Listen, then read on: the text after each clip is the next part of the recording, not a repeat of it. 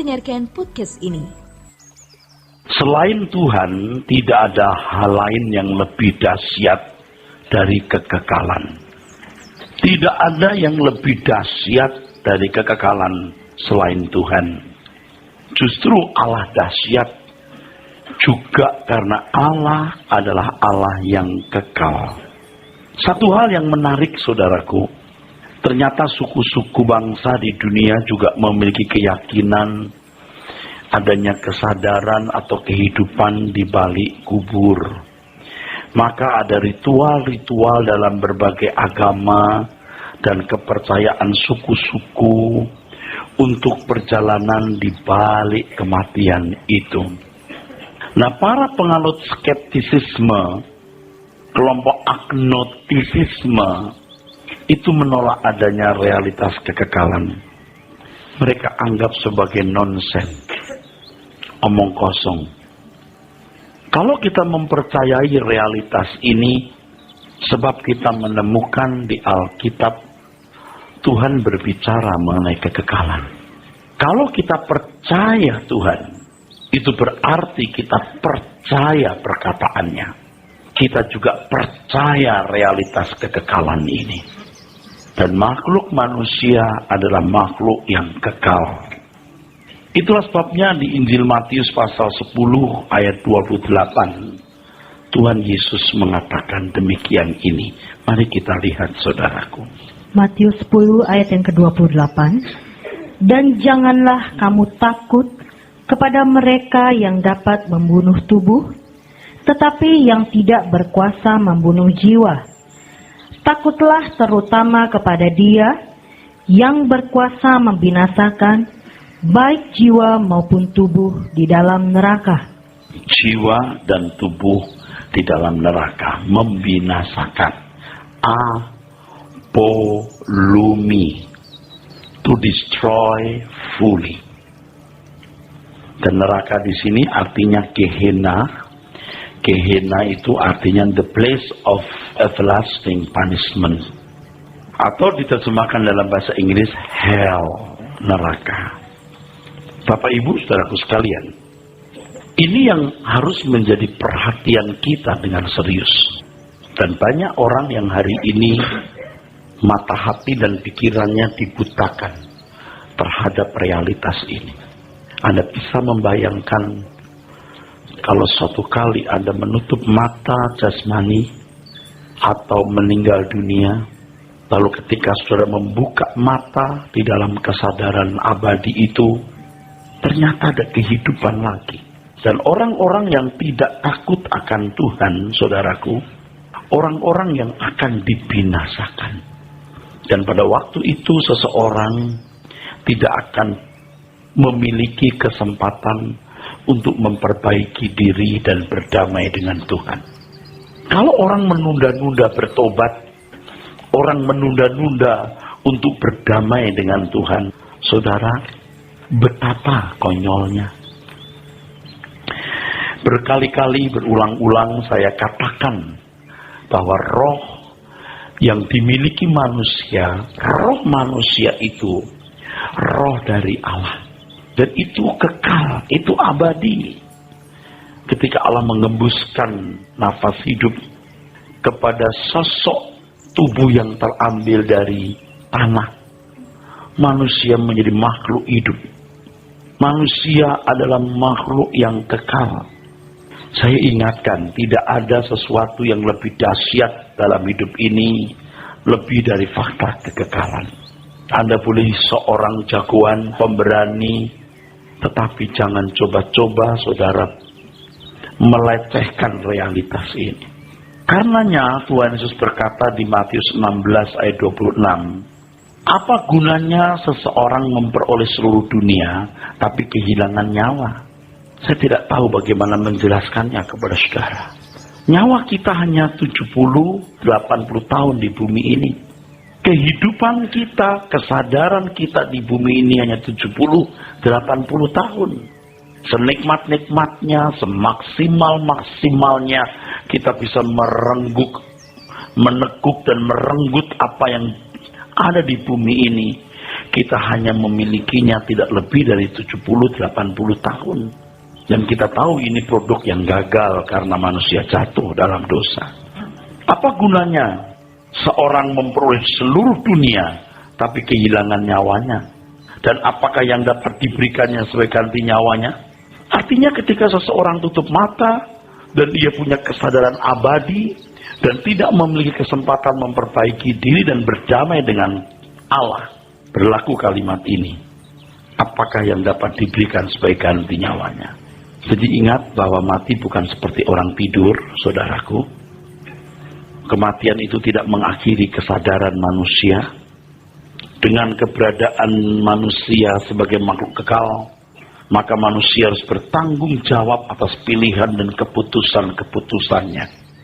Sehingga kehidupan ini benar-benar beresiko tinggi. Kehidupan ini bukan gambling, saudara. Saya pernah memberikan penjelasan kalau gambling itu tidak pakai nalar yang baik, nalar yang normal, ya. Jadi kalau saudara mau bertaruh, saudaraku ya, 1, 2, 3, 4, 5, 6, 7. Anda bertaruh, Anda pilih angka 7. Kalau orang main judi kan ada unsur menduga ya, cash keluar angka 7, bertaruh di angka 7. Tapi kalau masih gamble, masih gambling, masih spekulasi, maka dia tidak akan berani mempertaruhkan seluruh miliknya. Kalau sekarang kita memilih, aku mau jadi manusia baik, aku mau mengerti kehendak Tuhan dan melakukannya, aku pilih ini, kan harus dipahami secara utuh, dipahami secara komprehensif. Mengapa aku memilih berbuat baik? Mengapa aku memilih Tuhan Yesus? Nah ini loh yang harus dijelaskan sepanjang kita ada di dalam gereja dan berjemaat. Apa hidup itu? Dan saudara sekarang sedang belajar. Salah satu butir penting yang saudara harus pahami, sedang saudara dengar hari ini. Siapa manusia itu? Kalau kita menyerap sampai kebenaran itu meresap dalam seluruh sanubari jiwa kita, itu pasti membuat pilihan kita semakin teguh. Sebab kalau kita memilih ini, itu bukan menduga. Aku tahu ini yang benar. Nah, untuk tahu ini, saudara harus dilengkapi dengan pengertian. Pemahaman yang lengkap, yang komprehensif. Dan sekarang saudara sedang belajar. Saudaraku sekalian, setiap orang harus menetapkan apakah ia akan bersama dengan Tuhan, benar-benar berdamai dengan Tuhan atau tidak. Orang yang mengabaikan fakta ini, itu orang-orang bodoh, sangat bodoh. Hidup ini tidak berbatas. Kematian bukan batas hidup kita. Dan ini juga menjadi salah satu faktor mengapa kita membutuhkan Tuhan. Aku tak dapat jalan sendiri, Tuhan. Bukan karena di dunia ini aku punya persoalan ekonomi, aku sedang sakit, aku menghadapi ancaman, aku menghadapi banyak masalah. Enggak, tapi aku minta Tuhan temani aku di sepanjang hidup. Bukan hanya di bumi ini, tapi di kekekalan. Di bumi ini temani aku Tuhan. Jadi ketika pertemanan saudara bangun dengan Tuhan, dan Tuhan mempersiapkan saudara untuk menjadi orang-orang yang pantas bersama dengan Dia di kekekalan. Di bumi ini saudara tidak akan mengharapkan keadaan baik atau buruk. Anda hanya mengharapkan keadaan di mana Anda bisa berubah dan pantas menjadi sahabatnya. Kalau aku berurusan denganmu Tuhan, karena aku membutuhkan Tuhan. Aku membutuhkan Engkau bukan karena aku sedang sakit, aku butuh pertolongan Tuhan atas segala masalah. Karena aku mau menemukan tempatku sebagai makhluk ciptaan. Dan aku tidak mengharapkan keadaan baik atau keadaan buruk di bumi ini. Yang kuharapkan, yang kuminta adalah keadaan di mana aku bertumbuh. Sehingga aku pantas menjadi sekutumu di kekekalan. Ini nanti diulangi lagi. Saya ulangi lagi ngomong ini. Supaya Anda nggak lupa. Orang bisa terikat dengan banyak masalah. Sampai kadang-kadang ya dalam kebodohan manusia, dia pergi ke kuasa kegelapan minta tolong. Waduh, itu udah konyol sekali, saudara. Udah konyol itu. Dia jual nyawanya, saudara. Ke Tuhan saja kita harus punya sikap yang benar. Kita optimalkan semua potensi untuk mencari nafkah, menjaga kesehatan, bersosialisasi, membangun hubungan yang baik dalam keluarga, dengan keluarga besar, dengan orang lain, ya. Optimalkan semua potensi. Tapi tujuan kita bukan hal itu. Tujuan kita adalah bagaimana pertemanan kita dengan Tuhan bisa berlangsung dengan baik. Ikatlah persahabatan dengan mempergunakan mamon yang tidak jujur. Artinya apapun yang tidak bisa ku percayai, segala sesuatu yang tidak bisa menjadi gantunganku, ku jadikan itu alat untuk bersahabat dan bersekutu dengan Tuhan. Ini kan harus nancep di pikiran saudara. Nancep. Aku makhluk kekal. Nancep. Aku diharapkan kepada kehinaan kekal atau kemuliaan kekal. Dan kalau aku memilih kemuliaan kekal, aku harus tahu mengapa aku pilih itu. Tidak ada orang pilih ke neraka. Kalau ada, yaitu orang gila, saudaraku. Tidak ada orang pilih ke neraka. Tetapi sikap hidup orang menunjukkan dia memilih neraka. Kenapa? Karena lack of knowledge. Karena miskinnya pengetahuan akan Tuhan, saudaraku. Jadi saya prihatin kalau ada orang-orang yang sudah puas dengan pengetahuan yang dia miliki tentang Tuhan. Waduh. Dia tidak tahu ada jelajah-jelajah yang luas, yang mengagumkan dari kebenaran Alkitab yang kalau dia mau gali, saudara.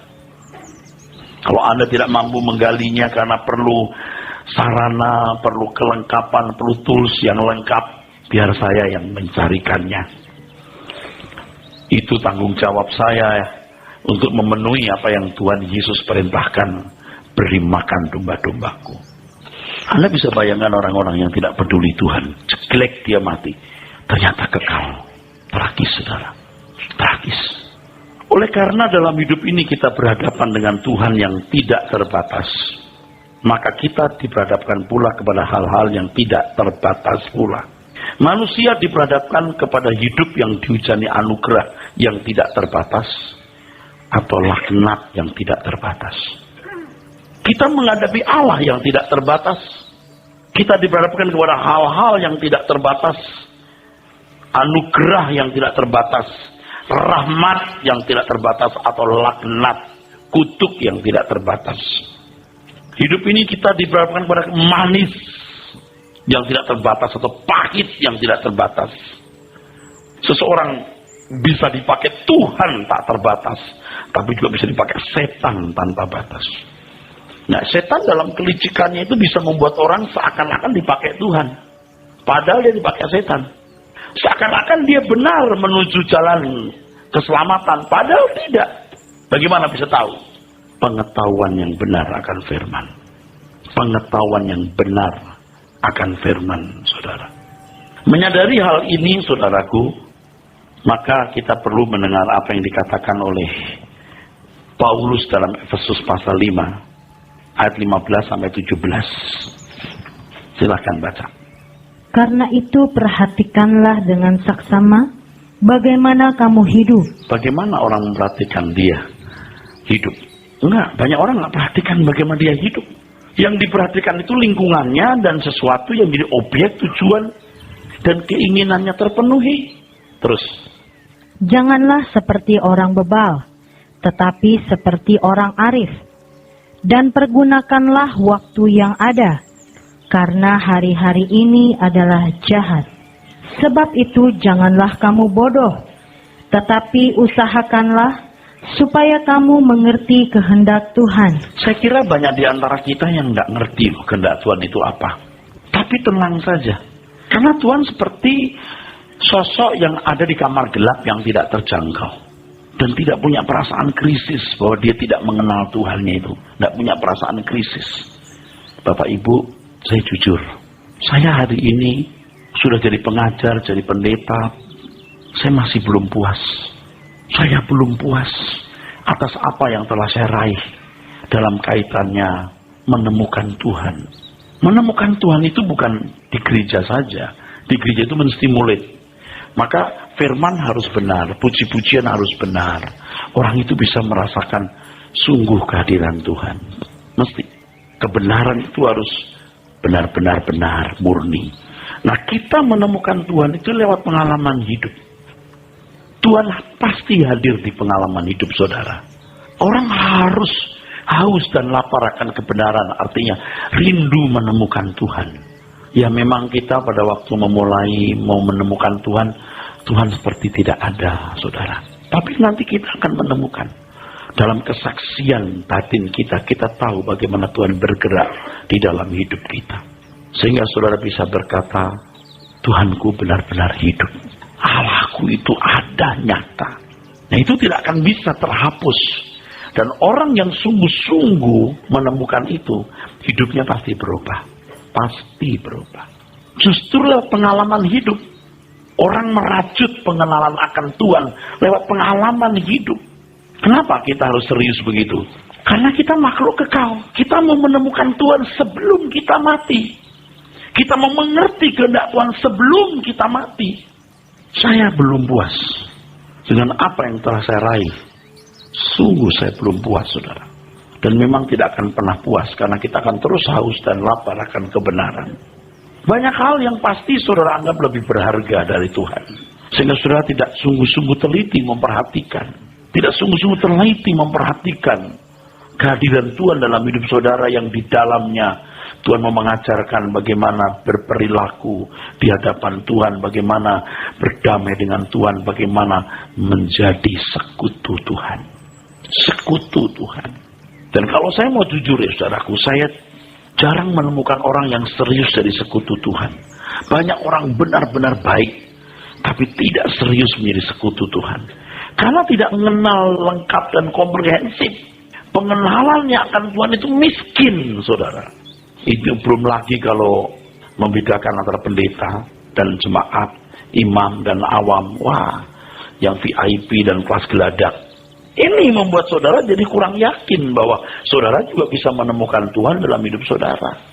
Saudara, yuk kita sadari. Kita ini makhluk yang luar biasa, saudara. Coba, kita ini makhluk yang luar biasa. Lihat dirimu, makhluk yang luar biasa. Yang oleh karenanya Tuhan mati di kayu salib. Supaya kita bisa menjadi sekutu Tuhan. Jangan dihargai dengan sebatang emas, saudaraku. Jangan dihargai hanya dengan setumpuk uang dolar, kehormatan, atau apapun, saudaraku. Hargai hidupmu dengan bersekutu, mengenal Allah. Saya kira banyak kita yang belum maksimal, saudara. Belum. Saya tidak tahu kenapa kita tidak punya perasaan krisis, saudaraku. Kenapa? Ya. Kalau dokter berkata, penyakit seperti ini bisa membuat Anda nggak lama hidup. Krisis loh. Kalau Anda jual barang, Anda cari dokter ke luar negeri, wah bisa ke luar negeri, Jerman, ke Jepang, ke Amerika, ke Singapura, Malaysia, supaya sembuh. Dan apapun yang dinasihatkan orang itu bisa kurang kita seleksi. Cuma mau sembuh. Dan uang jadi nggak bernilai, uang jadi nggak bernilai. Rumah jadi nggak bernilai. Sayang juga, tapi rela dilepas. Nah kalau untuk kekekalan, kenapa kita tidak bersikap sama seperti itu? Kenapa? Karena kita lack of knowledge. Maaf ya, bukan mau mencela siapa-siapa ya. Banyak orang Kristen itu belum nyampe ke sini. Nggak nyampe. Saya nggak tahu kenapa bisa begitu. Tapi salah satu faktornya adalah dia tidak belajar kebenaran secara cukup. Tidak komprehensif, tidak lengkap, tidak utuh. Itu saja. Saudara kalau belajar terus kebenaran, lalu saudara akan punya pertimbangan yang berbeda. Kalau pertimbangan manusia kan, mari kita makan minum, besok kita akan mati. Marilah kita makan dan minum, sebab besok kita mati. 1 Korintus 15 ayat 32. Oleh karena pertimbangan hidup seseorang menentukan nasib kekalnya, maka betapa harus benar dan tepat akurat pertimbangan itu. Betapa harus akuratnya, saudaraku sekalian. Pasti Bapak Ibu pernah ketemu orang ya, entah itu bawahan, entah itu pegawai yang kerja sebagai pembantu di rumah, entah itu driver kita atau siapapunnya, yang nalarnya itu pendek. Kamu taruh barang ini di sini, ini kalau kena listrik jebret kebakar. Kamu taruh air di sini, ngerti tidak? Kok nggak mikir gitu, saudara? Kok pendek nalarnya? Nangkep ya? Nangkep ya, saudara? Yang nalarnya pendek. Kenapa? Sebab dia tidak melatih berpikir. Tidak melatih memiliki nalar, saudara. Jadi, Ya, nggak bisa dipercayai gitu. Kalau kita meninggalkan rumah, ada si dia ini kita nggak yakin. Ada orang datang lalu ngaku, saya petugas listrik mau periksa listrik, suruh bapak. Nggak pakai otak panjang, mari masuk. Kata bapak di dalam kamar ini, kamar utama. Oh ya, tuh edan nggak saudara? Itu bisa, dan banyak kok kebodohan-kebodohan yang bikin bencana. Pasang kepala gas masih bau karena buru-buru. Loh, kok kamu belum beres? Buru-buru pak. Bukan soal buru-buru, kalau ini masih bocor, habis. Tuh, nalarnya pendek. Karena nalarnya pendek, ceroboh. Dan tidak punya pengalaman yang cukup. Ini berbicara mengenai nalar untuk halal umum. Bapak Ibu, saya beritahu satu hal. Banyak orang cerdas dalam nalar secara umum. Pokoknya cerdas saja. Dalam banyak hal cerdas. Dalam banyak hal dia cerdas. Dia biasa menggunakan nalarnya dalam banyak hal. Tetapi soal Tuhan, nah saudaraku, yang timbul pertanyaan saya adalah mestinya paralel loh. Kalau cerdas di dunia perkara-perkara umum, rohani juga cerdas. Tapi enggak. Saya tuh membuktikan, Anda boleh lihat, buktikan. Tetapi kalau orang benar-benar cerdas mengenal firman, hal lain juga akan cerdas. Terserah Anda pandang saya pendeta lalu membela ayat Alkitab, terserah. Kecenderungan begitu. Nah, banyak orang pinter, cari uang pinter, duit banyak, ngatur pegawai bagus, visioner untuk bisnisnya, hebat. Tapi perkara kekekalan, ia miskin dan bodoh. Bahkan malah tambah bodoh. Sampai pada level tidak bisa diperbaiki. Dia nggak mengenal siapa manusia itu. Makanya orang harus belajar kebenaran, berkomitmen teguh untuk hidup di dalamnya. Maka dia punya pertimbangan yang baik. Kalau berdasarkan pertimbangan manusia, aku sudah bergulat dengan binatang buas di Efesus. Apa gunanya bagiku kalau orang mati tidak dibangkitkan? Begitu Paulus berkata. Tapi karena orang mati dibangkitkan, wah, aku harus hati-hati. Lalu kita menuju kepada struktur permanen manusia. Ya, ini sudah berkali-kali saya kemukakan, tetapi masih ada saja yang belum mengerti dengan baik, saudara ya. Jadi ketika mata kita mendapatkan input, telinga kita mendengar, mendapatkan input, itu membuat sirkuit di dalam jiwa kita, pikiran kita. Lalu apa yang kita terima dalam jiwa ini akan masuk di sini, saudara. Saya jadi curiga ya, saudara. Nurani ini juga bisa menjadi sesuatu yang ada di bawah sadar kita. Ketika nanti orang meninggal dunia, saudara, jelas tubuhnya dikubur. Jiwa ini berkaitan dengan tubuh. Pasti tidak akan ada. Yang ada itu ini. Yang ini. Tergambar ini. Ini yang namanya sunaidesis. Sun bersama-sama, eido ikut tahu. Bersama tahu. Bersama tahu.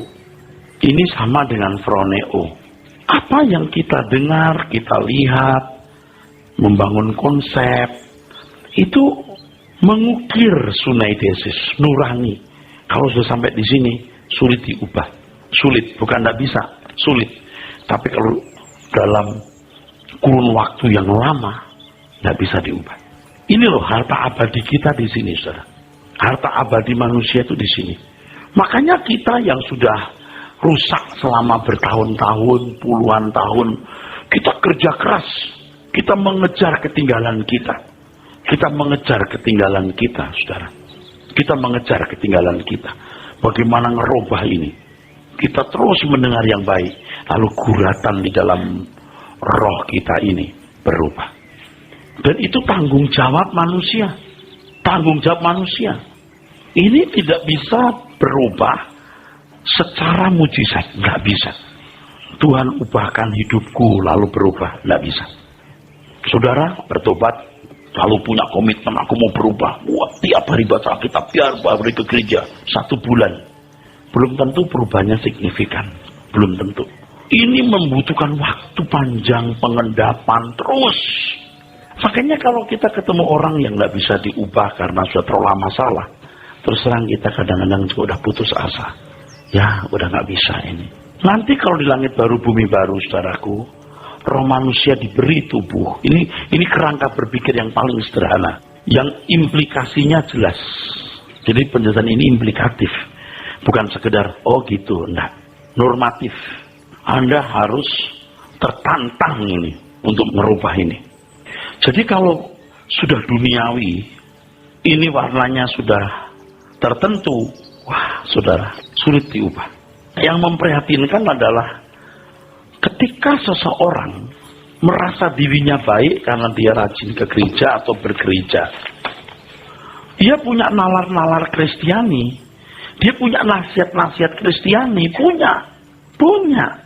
Pendeta, istri pendeta, aktivis, itu punya nasihat-nasihat Kristiani. Bukan nggak dibutuhkan loh, dibutuhkan saudara.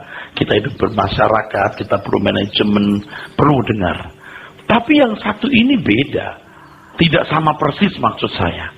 Ini sebuah naluri ilahi. Jika kebenaran firman yang murni dia dengar, terus menerus dia menyerap konsep-konsep yang benar dari Allah. Nah itu nuraninya menjadi cemerlang. Itu nurani ilahi. Nanti di langit baru bumi baru, roh ini mendapatkan tubuh, saudaraku. Saya hanya memberikan sedikit kerangka walaupun tidak detail. Jiwa manusia akan diwarnai oleh nuraninya yang sudah ada. Dan di langit baru bumi baru itu tidak ada kejahatan. Tidak ada milieu lingkungan yang buruk. Betapa luar biasa. Itu prestasi abadi. Nah kalau orang tidak kenal dirinya bagaimana, ya susah. Kita itu pinter berdebat, pinter adu argumentasi, pinter membantah.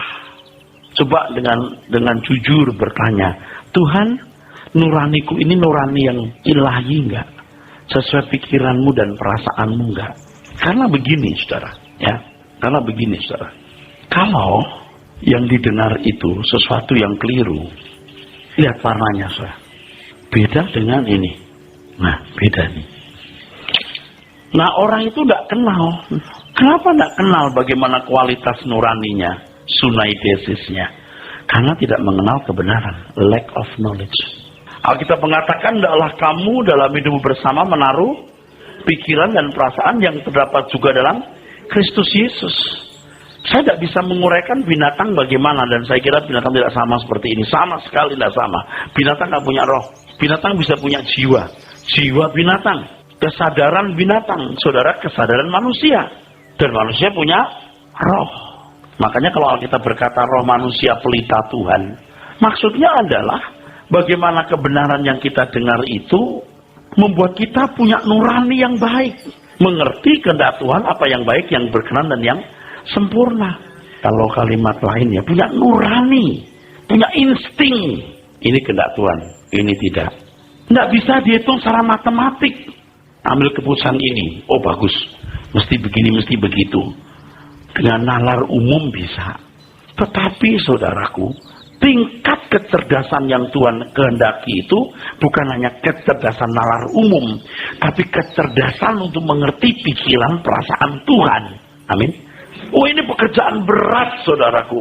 Belum tentu juga nilai saya bagus. Cuman saya tahu kebenaran ini. Maka saya katakan tadi, saya belum puas dengan apa yang saya capai. Kalau saudara ya, lihat orang yang Selasa mendengar suara kebenaran, Sabtu dengar lagi, Minggu dengar lagi. Ya. Tentu ya pekerjaan hari-hari nggak boleh tinggal, nggak boleh, harus tanggung jawab. Di rumah disediakan waktu untuk ketemu Tuhan, baca Alkitab, dengar CD khotbah.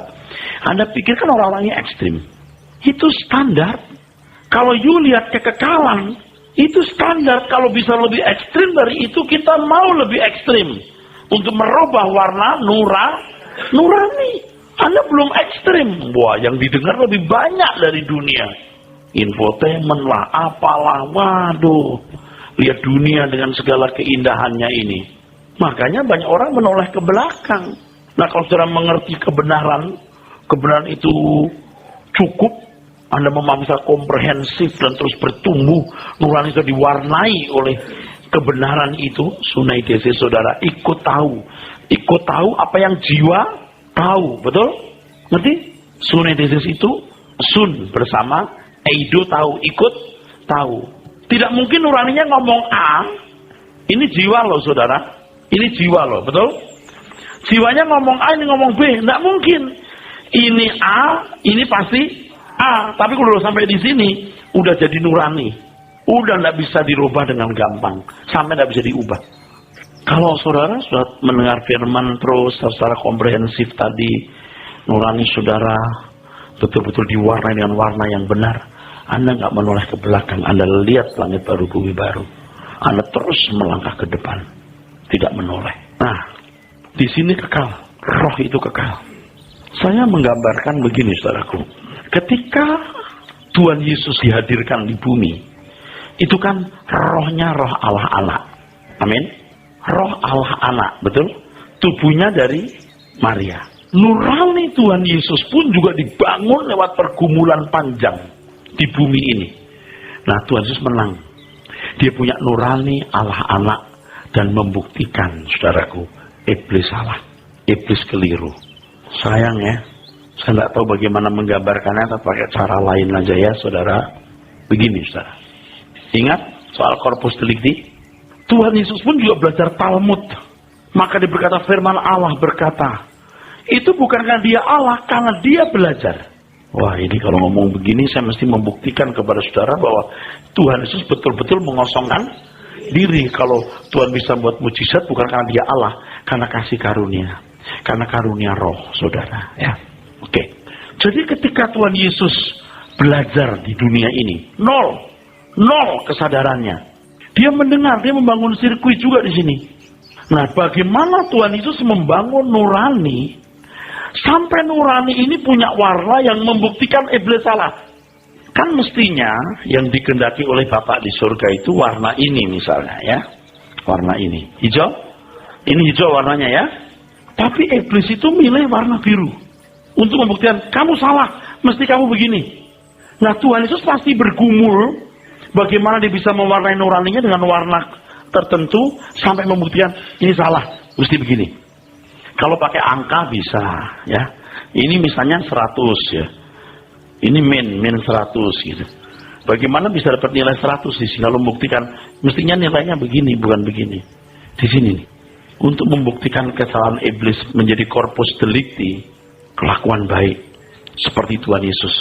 Macam apa seperti Tuhan Yesus itu? Abstrak. Tapi pasti kuncinya di nurani ini, saudara.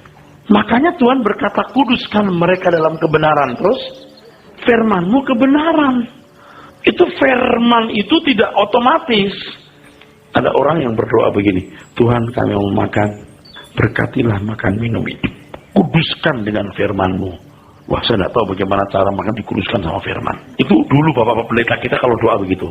Nah sekarang, kuduskan dalam kebenaran. Apa secara mistik? Kan firman didengar terus, betul? Sampai punya kebenaran. Kalau kamu tetap dalam firman-Ku, kamu akan mengenal kebenaran. Kebenaran akan memerdekakan. Ini abadi, yang ini yang abadi. Tubuh pasti dikubur. Jiwa berkaitan dengan tubuh, bro. Pasti juga lenyap. Ini yang abadi. Ini yang kekal. Itu nilai atau prestasi abadi. Makanya Tuhan berkata manusia hidup bukannya dari roti, tapi setiap firman. Jadi kalau tubuh Anda ini perlu makanan, betul? Anda punya jiwa, punya roh membutuhkan makanan, firman. Dan saya pernah mengatakan bahwa ayat itu pasti bukan hanya berlaku bagi manusia setelah jatuh dalam dosa. Sebelumnya pasti juga Roh Kudus menuntun orang percaya. Masalahnya dia mau mendengar nggak suara Tuhan? Karena ada suara lain yang dia bisa dengar, betul? Nah itu dia. Pohon pengetahuan yang baik dan jahat dan pohon kehidupan itu simbolis. Simbol, bukan physically, not real fruit yang dimakan to bread, mata terbuka. Bukan. Dia mewarnai dirinya dengan apa? Manusia hidup bukannya dari roti, tapi dari setiap firman. Makanya Tuhan tuh gemes ya, sampai marahnya begitu. Ya. Dia berkata, kalau ada orang menyesatkan, lebih baik batu kilangan diikat di lehernya. Batu kilangan tuh nggak bisa diangkat 4-5 orang, Pak. Gedenya minta ampun. Batu itu, kalau diikat di leher, cemplungin itu, ambles dia. Sampai begitu. Kita itu bukan sok bener atau paling bener gitu. Ya Tuhan yang menghakimi kita. Tapi ngerti nggak kalau khotbah itu nggak bener, apanya yang bisa merubah orang? Wah, saya diberkati lewat puji-pujian. Ya diberkati maksudnya apa? Saya bertumbuh lewat puji-pujian. Nggak ada puji-pujian bertumbuh lewat firman. Firman pun harus firman yang murni. Nah kalau kita sungguh-sungguh mau menjadi pengikut Kristus, kita harus punya warna nurani seperti warna Tuhan. Seperti warna Tuhan Yesus. Yang bagaimana itu? Lah, nggak kejawab 50 tahun. 70-80 tahun umur hidup kita itu adalah pergumulan untuk mewarnai nurani kita. Kekristenan itu sangat batin ya. Ingat, bukan soal boleh, tidak boleh, bukan soal halal atau haram. Tapi kecerdasan roh untuk mengerti kehendak Tuhan apa yang baik, yang berkenan dan yang sempurna. Sistematika berpikir. Penalaran Alkitabiah. Penalaran ilahi di sini, Saudara. Jadi ketika Tuhan Yesus datang ke dunia itu nol pudol. Nol pudol itu bersih. Pasti kondisinya seperti Adam pertama. Beda dengan kita yang sudah dilahirkan dari benih dosa dari orang tua. Tuhan Yesus tidak. Seperti Adam. Dan bagaimana Tuhan Yesus mewarnai nuraninya dengan kebenaran. Makanya umur 12 tahun dia sudah bisa berdebat. Betul? Bersoal jawab umur 12 tahun. Sekarang umur 70 tahun aja nggak ngerti apa-apa. Adam nggak? Umur 50. 45, 40 tahun. Nggak ngerti banyak. Kenapa? Karena kita tidak sungguh-sungguh mendahulukan kerajaan surga. Nah ketika Tuhan Yesus naik ke surga, kembali menerima kemuliaan. Kan Tuhan Yesus berkata, aku telah memuliakan engkau Bapa. Dan aku akan kembali dan engkau kembalikan kemuliaan yang kau telah berikan sebelum dunia dijadikan. Dia pantas menerima kemuliaan itu. Siap dengar ya. Ketika Yesus belum datang ke dunia, nuraninya, ini orang bisa takut dengerin saya ngomong. Nilai nuraninya itu 100. Waktu dia mengosongkan diri turun, bisa nggak nilainya juga 100 lagi? Moralnya. Kalau tidak, dia nggak layak terima kemuliaan. Ketika Tuhan Yesus kembali ke surga, setelah dia mencapai kesempurnaan, betul? Dia menjadi pokok keselamatan bagi orang yang taat. Untuk dapat nilai 100 itu mustahil, saudara, bukan sulit. Tapi 100-nya Tuhan Yesus dengan 100-nya kita mungkin beda. Saya bilang mungkin saja deh. Tapi setiap kita pasti punya target optimal, titik kulminasi optimal, mesti ada. Mesti ada. Capek itu. Jadi pada waktu kita menutup mata, kita mati, kita bawa nilai itu. Abadi nilainya. Itu yang namanya kumpulkan harta di surga. Coba baca Mazmur 6. Nggak apa-apa baca lagi. Ayat 19 dibaca.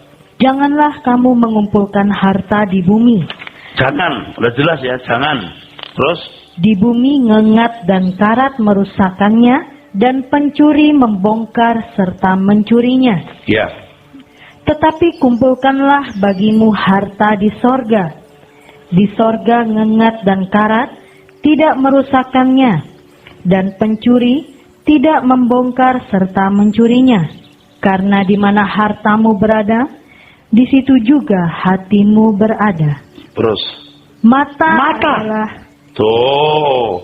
Nggak mungkin tidak berkaitan dengan soal mengumpulkan harta di surga. Mata. Baca. Mata adalah pelita tubuh. Terus?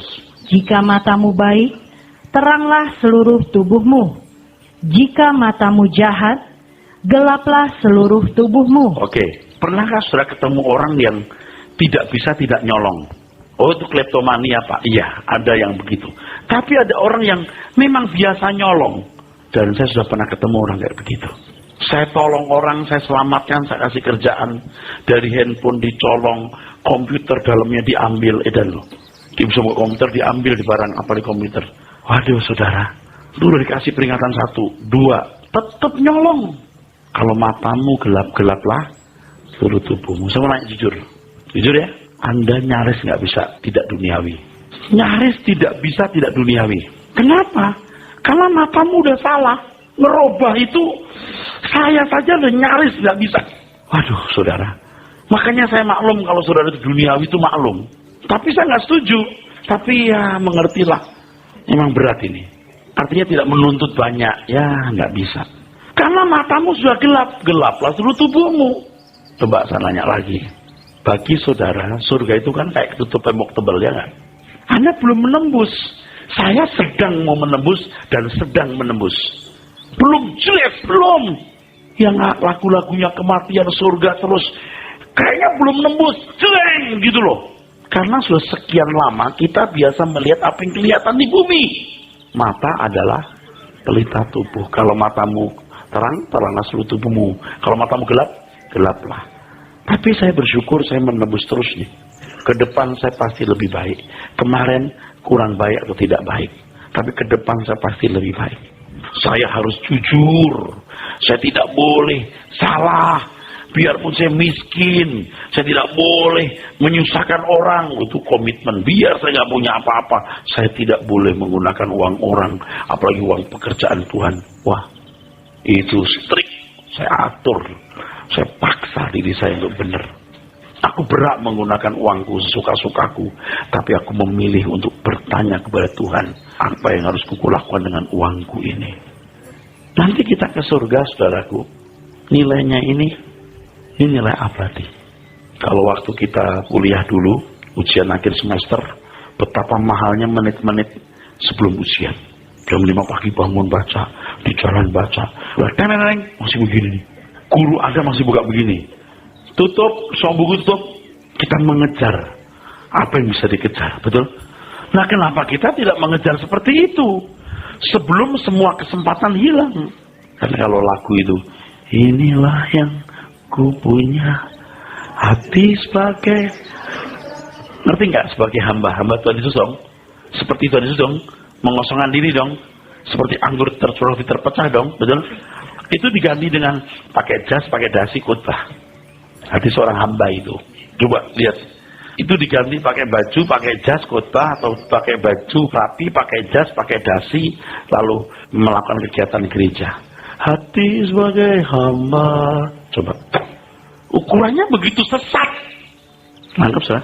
Berilah yang baik, berilah yang baik. Tuhan sudah memberikan yang terbaik. 100.000, apa yang kau beri? Coba sesat. Walaupun seluruh hartamu kau berikan tanpa kasih, sia-sia. Yang terbaik itu berasal dari hati, bukan jumlahnya loh. Itu komando Tuhan, enggak itu, betul nggak? Udah diprintir gitu, sudah kasih persembahan perpuluhan, udah memberikan bagian Tuhan. Bagian Tuhan itu hatimu diwarnai seperti warnanya Tuhan. Amin. Mari kita menyembah terus. Kami sembah Tuhan. Menyembah. Ngerti nggak menyembah itu? Memberi nilai tinggi. Tunduk. Punya nurani yang tunduk nggak? Pokoknya kalau sudah nyebut Tuhan, langsung gentar dia. Kalau sudah nyebut Tuhan, gentar dia. Nuraninya udah mulai hidup. Maka orang-orang seperti ini, waduh, tidak berani macam-macam dengan Tuhan. Kalau sudah berkata, Tuhan Yesus. Wah, itu dah. Dengan segala kehormatan. Kalau saya perhatikan orang-orang doa itu, Tuhan Yesus, mau semua luar biasa. Kamu doa, kasih. Kamu kebentak-bentak. Ini apaan sih? Waduh, kacau bener nih. Tahu nggak saudara? Wah, apalagi doa jadi show gitu. Itu nuraninya gelap. Oh Tuhan, kau tahu bahwa aku ini orang suci, atau kau tahu aku rela berkorban Tuhan. Doa atau promosi. Nggak usah ngomong begitu, Tuhan tahu. Nggak usah didengar orang. Kok Tuhan jadi komoditi loh. Tuh lihat saudara. Nurani sampai nggak kenal dia. Nggak kenal dia. Aduh saudara, banyak lagi itu. Amin.